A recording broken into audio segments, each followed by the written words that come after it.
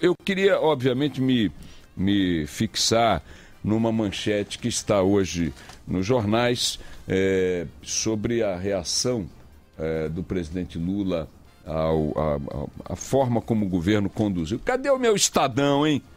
Pegaram o meu Estadão? A forma como o governo... Achei. A forma como o governo conduziu aí a reação aos protestos de rua. O Lula deu uma criticada, disse que o governo bobeou, que o governo fez o quê mesmo, Tatiana? Umas coisas besteira, né? Não entendi direito por que ele não se pronunciou no frigir dos ovos, né? O Lula não agiu de forma diferente do que a classe política brasileira como um todo. Às vezes a gente critica o Lula, né, ou a Dilma, e aí os petistas acham que eles gostam muito de falar de imprensa golpista, PIG, né? Partido da imprensa golpista. São uns idiotas, né? Porque só tem uma orelha, né? E não é que só tem uma orelha, um ouvido. O cara que só tem um ouvido capta tudo. Não é, como é que chama isso? Bi qualquer coisa, é mono qualquer coisa, mas capta tudo. Não é estéreo, é mono. É isso. O cara ouve direitinho, mas eles só ouvem o que querem com aquele ouvido. Então, se você esculhamba aqui tucanos, pefelistas, né, PCDistas, PDT, qualquer outro partido, à esquerda, à direita, acima e abaixo, aí eles parece que não estão ouvindo você esculhambar os outros. Quando esculhamba eles, aí a imprensa golpista. São uns idiotas completos. Mas falando do Lula, já sabendo que vão encher meu saco aqui com esse tipo de conversa de golpes, o Lula foi tão covarde quanto a classe política como um todo, ou perplexo. Entendo até que ele possa ter reagido com a mesma perplexidade que todos nós, diante do tamanho que o dragão tomou nas ruas, né? Ele se desenvolveu, foi crescendo, né? Parecia aquele filme do Gremlins, quanto mais gente tinha, mais aparecia, jogava água, se multiplicava e tal, e ele ficou na dele, né? No mocó, por exemplo. E não é que ele estivesse por fora, estava tão por dentro quanto qualquer outro brasileiro, mas foi procurado pela Dilma para conversar naquela ocasião. Me surpreende um pouco que agora ele faça uma crítica à forma como o governo conduziu-se na história em relação à questão do plebiscito e tudo mais, porque, afinal de contas, ele tinha a oportunidade, com a autoridade que tem e com o peso que tem dentro do PT, de ter dito algo antes da proposta ser colocada ou mesmo imediatamente após. Ele agora disse, segundo a Folha, que a forma como a coisa foi colocada foi atabalhoada e criticou mais ainda do recuo da iniciativa apenas um dia depois. Chamam de barbeiragem. Foi barbeiragem a palavra que ele usou. Mas o importante, minha gente, é a que nos conduzirá essa tal iniciativa que está sendo discutida aí, de um plebiscito, para definir o que será a reforma política. A pretensão do plebiscito, em tese, é que a opinião pública, a população, explicite o que deseja mudar na legislação política.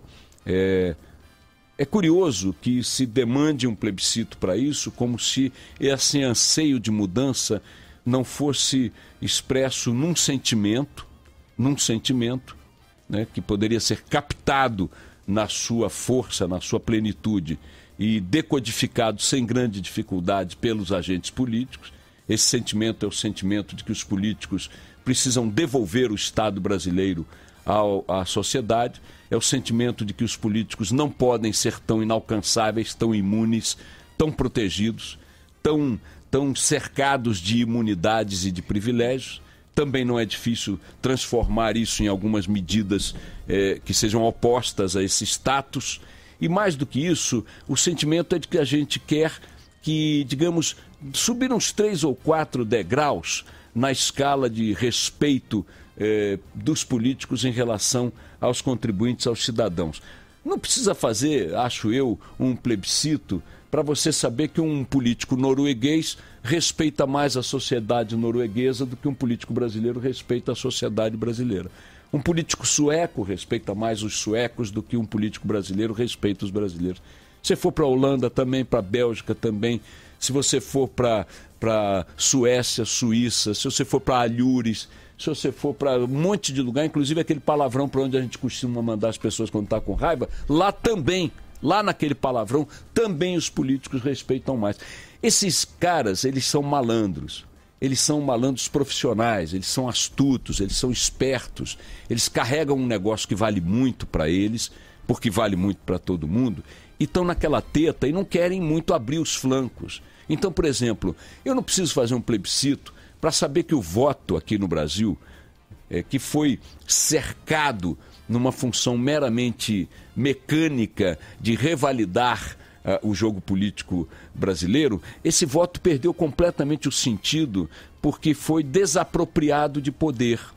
Um voto que, em tese, você dá para mudar o rumo das coisas, aqui apenas chancela a renovação e a manutenção desse status quo que nós não queremos. Vejam, você vai votar nos Estados Unidos, no mesmo ato da eleição, com a mesma estrutura da eleição, com a mesma mobilização da eleição, o mesmo debate da eleição, você decide o prefeito, o vereador, o presidente da República, o deputado federal, o senador, o deputado distrital e se quer liberar maconha, se não quer, se quer a cura gay, se não quer, se quer que o trânsito ande para a direita ou para a esquerda, se quer uma construção de uma fábrica no seu município ou não, se você quer um presídio no seu estado ou não, se você é a favor da pena de morte ou não. O que é isso? É a população decidindo de forma direta, através do melhor mecanismo que a democracia produz, que é o voto individual,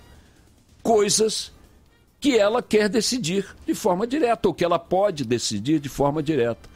Faz-se esse questionamento, esse questionário em plano nacional, em plano estadual e em plano municipal.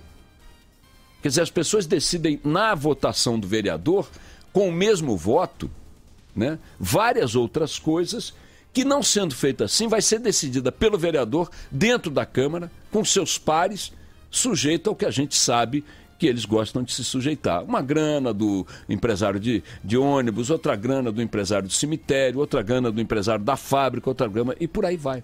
Quer dizer, o voto aqui no Brasil não capta, não expressa todo o poder que precisa ou precisaria expressar para ser, de fato, o melhor, mais eficiente e único, talvez, instrumento rotineiro, previsível de mudança da realidade do país. Então agora, a Dilma, alguém propôs esses dias, ou hoje, estou lendo aí nos jornais também, que quer um plebiscito com no máximo 5 questionamentos, no máximo 5 perguntas ou 5 questões. Como assim, Dilma? Só 5? Por que não 4, então? Por que não 3? Por que não 6? Por que não deixar simplesmente que primeiro a classe política e imediatamente faça as mudanças que são perceptíveis no clamor popular?